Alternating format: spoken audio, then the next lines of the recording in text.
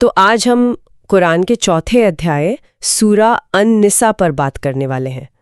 इसका मतलब है औरतें, और ये एक मदनी सूरा है। जी हाँ, मदनी यानी मदीना में नाजिल हुई, उस वक्त जब मुस्लिम समाज बस बनी रहा था। अच्छा, इसीलिए शायद इसमें सामाजिक नियम, कानून, इन सब पर इतना जोर है। बिल्कुल, ये वो दौर था जब उसूल तय हो रहे थे। हमारे पास जो जानकारी है वो यही बताती है कि इसमें सामाजिक न्याय, महिलाओं और अनाथों के हक, परिवार, विरासत, इंसाफ, यहाँ तक कि जंग के उसूलों पर भी बात है। हाँ, काफी सारे अहम मुद्दे हैं। तो चलिए देखते हैं इसमें क्या खास बातें, गहराई से समझते हैं। जरूर। देखिए, ये सूरा है ही बहुत व्यापक। इसकी जो मुख्य विषय हैं वो हैं महिलाओं के अधिकार और विरासत के कानून, जो कि नाम से ही जाहिर है कुछ हद तक। हाँ बिल्कुल।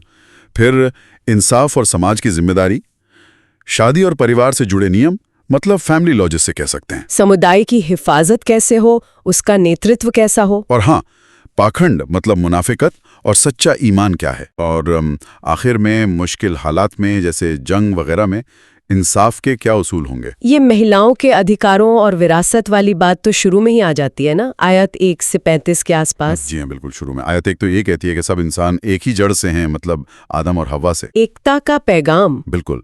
और फिर फौरन बाद आयत 2 से 10 में यतीमों के हक पर बहुत जोर है। उनकी संपत्ति की हिफाजत करो, ना इंसाफी से उनका माल मत खाओ। ये उस वक्त के समाज के लिए बहुत जरूरी रहा होगा शायद। बहुत ज्यादा। असल में उस दौर में अक्सर वालिद या शौहर के बाद औरतें और यतीम बच्ची बेसहारा हो जाते थे।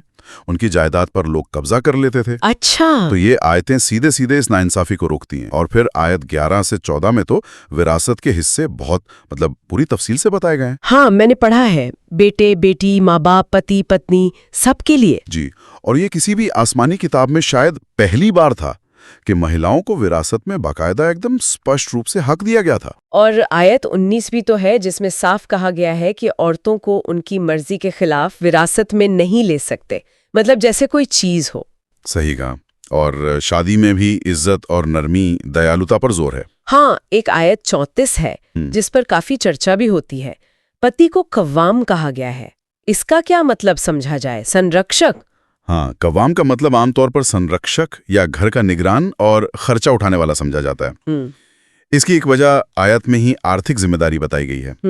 लेकिन जोर हमेशा आपसी सम्मान और इंसाफ पर ही रहता है। ऐसा नहीं कि एक को दूसरे पर बेजा हक मिल गया। संतुलन जरूरी है। बिल्कुल। और ये बात सिर्फ परिवार तक नहीं है, ये आगे सामाजिक न्याय से जुड़ती है। हाँ, वो आयत 36 से 57 वाला हिस्सा है ना। जी।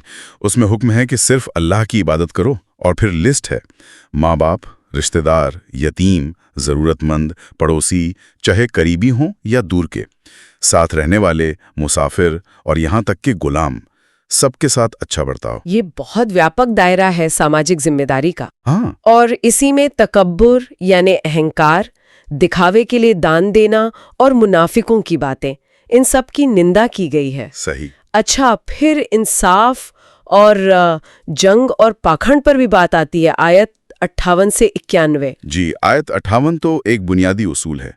अल्लाह तुम्हें हुक्म देता है कि अमानतें उनके हकदारों को सौंपो और जब लोगों के बीच फैसला करो तो इंसाफ से करो। ये तो बहुत अहम उसूल है किसी भी समाज के लिए। बिल्कुल। और आगे मजलूमों की हिफाजत के लिए लड़ने की इजाजत भी दी गई है, आयत 74 से 76। लेकिन वो बचाव के लिए है। हाँ, जोर इसी पर है कि ये कमजोर और उत्पीड़ितों की रक्षा के लिए हो, ज्यादती के लिए नहीं।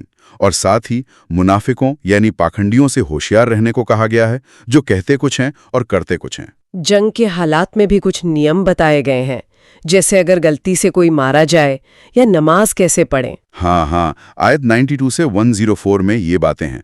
अनजाने में हुई हत्या के क्या नतीजे होंगे, उसकी तलाफी कैसे होगी, और मुश्किल हालात में खतरे के वक्त नमाज कैसे पढ़ी जाए, उसका भी तरीका है। अच्छा। सलातुल खौफ शायद उसे कहते हैं। जी, खतरे की नमाज। और इसके बाद फिर से सच्चाई और इंसाफ पर बहुत जोर है, आयत 105 से 126 में।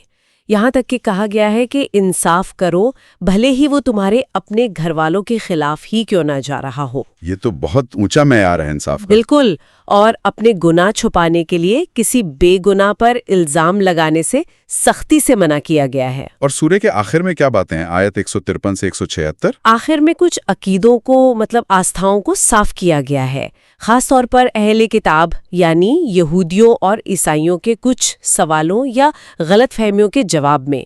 जैसे हजरत ईसा यानी यीशु अलैहिस्सलाम के बारे में इस्लामी नजरिया कि वो अल्लाह के एक पैगंबर थे, मरियम के बेटे थे, लेकिन वो खुद खुदा या खुदा के बेटे नहीं थे। अच्छा, ये स्पष्टीकरण दिया गया है। जी, और विरासत का एक खास मसला है कलाला, जब मरने वाले के ना माँ बाप हो न औलाद। उस पर कुछ और वजाहत मतलब स्पष्टीकरण आखिर में दिया गया है। तो अगर हम पूरी सूरा का एक निचोड़ निकालना चाहें तो मुख्य संदेश क्या होंगे? देखिए, संक्षेप में कहें तो सूरे अन्निसा के जो बुनियादी पैगाम हैं वो ये हैं। पहला, औरतें, उन्हें बराबर के रूहानी और कानूनी हक हासिल हैं, उनकी हिफाजत जरूरी है और उन्हें विरासत में हिस्सा मिलेगा। ठीक है। दूसरा, इंसाफ, ये इस्लामी कानून की रीढ़ की हड्डी है, इसे हर हाल में कायम रखना है, चाहे फैसला अपने खिलाफ ही क्यों ना हो। तीसरा, समाज, यतीमों, गरीबों, पड़ोसियों, सबका ख्याल रखना एक बुनियादी फर्ज है। रहम दिली, शफकत बहुत अहम है। बिल्कुल। चौथा, दिफा यानी रक्षा, लड़ाई की इजाजत सिर्फ कमजोरों और मजलूमों के बचाव के लिए है, ज्यादती के लिए नहीं। पांचवा, मुनाफिकत यानी पखंड, इसकी बहुत सख्त मजम्मत है।